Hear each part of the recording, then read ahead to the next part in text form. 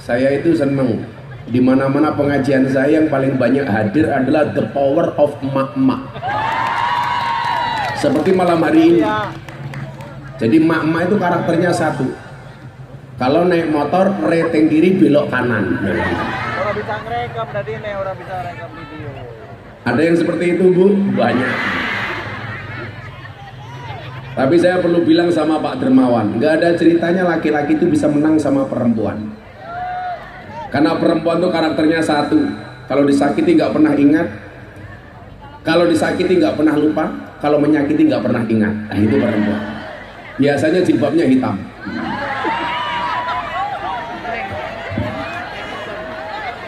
Yang jilbabnya hijau insya Allah lebih parah.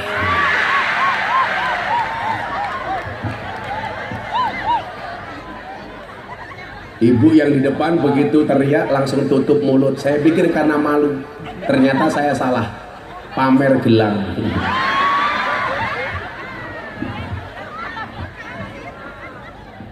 Wa ma khalaqtul jinna wal insa illa liya'budun. Tidaklah aku ciptakan jin dan manusia kecuali untuk beribadah. Nah, makna ibadah sendiri itu luas. Ada ibadah maghdah, ada ibadah ghairu maghdah. Ibu bapak, ibadah maghdah umpamanya tentang sholat hubungan kita dengan Allah. Atau dalam satu ayat Allah sampaikan dalam satu firman-Nya, Bismillahirrahmanirrahim.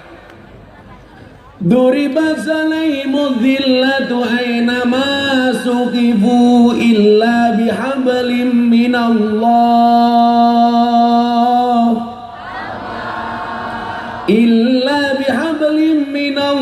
wa hablim minan nas.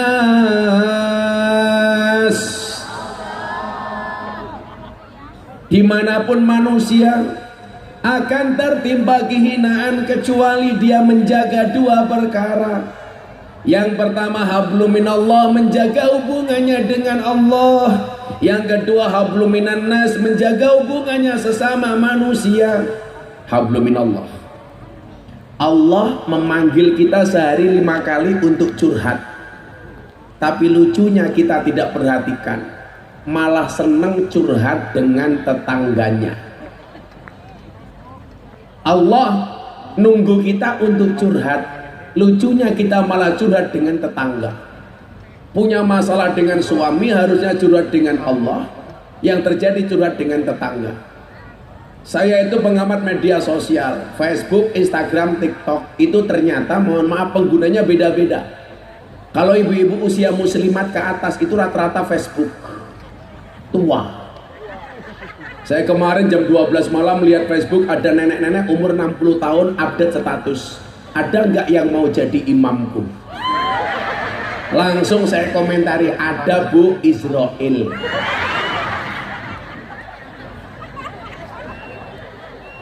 Ibu-ibu punya Facebook?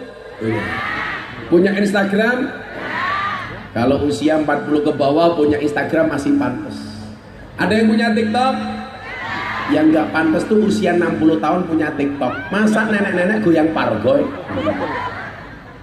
Nah, urusan ibadah maghdah disebutkan inna sholati wa nusuki wa mahyaya wa mamati lillahi rabbil alamin. Sesungguhnya sholatku, ibadahku, hidup dan matiku hanya untuk Allah. Ini terkait dengan ibadah hablum minallah.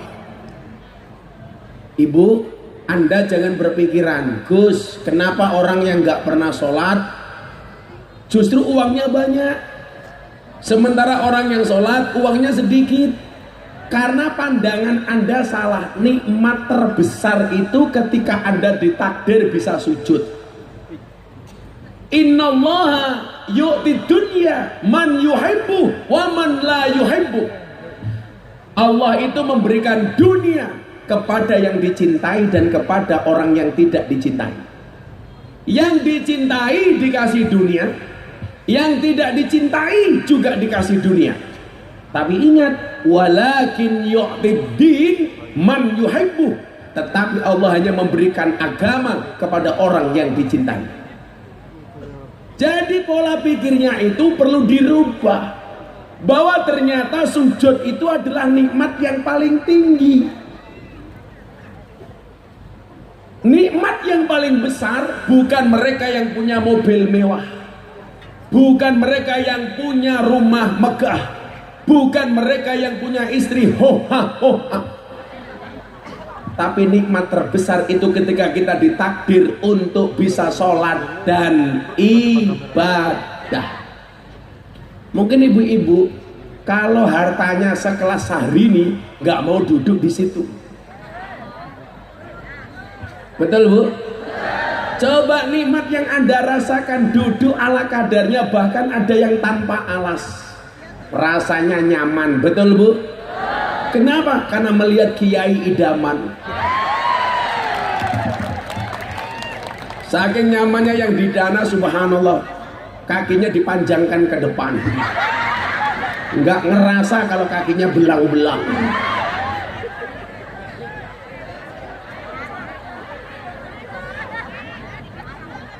Bu, Pak, kalau dalam bahasa Jawa orang hidup itu ada dua klasifikasinya, sumaker dan kirmasu. Apa itu sumaker? Sugih macak kiri, orang kaya tapi berpenampilan miskin. Tapi yang paling banyak kirmasu, kere macak sugih, sebenarnya miskin tapi penampilannya seperti orang kaya. Saya itu banyak teman, mobilnya mewah, rumahnya megah, istrinya hoa-hoa, nongkrong di hotel, tapi otaknya nggak pernah nyaman, hatinya nggak pernah bahagia. Kenapa? Sertifikatnya di bank, BPKB-nya masih di Penggadaian, mobilnya kreditan, rumahnya KPR. Tapi ada orang desa naiknya cuma motor, makannya cuma pakai ikan asin sambal terasi, tapi mereka lebih bahagia, sertifikatnya di rumah, sapinya gemuk-gemuk. Betul Bu? Banyak yang kaya tapi stres. Kenapa? Pejabat yang korupsi, istrinya gayanya berpenampilan mewah, begitu diincar sama KPK pura-pura miskin. Makanya orang Subang saya kasih tahu, lebih baik tanganmu kotor tapi hasilnya bersih daripada tanganmu bersih hasilnya kotor. Betul Bu? Iya, makanya kamu gak usah miskin gak usah malu kelihatan miskin. Jangan malu terlihat miskin, tapi malulah kalau pura-pura kaya. Di sana ada ibu pakai kacamata hitam ikut-ikutan Gus Miftah. Saya lihat malah kayak tukang las.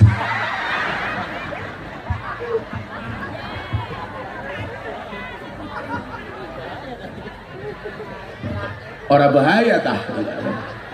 Saya tak ngopi dulu ya Bu ya. Kopinya cangkirnya seksi sekali, slim, Masya Allah baunya sangit sekali.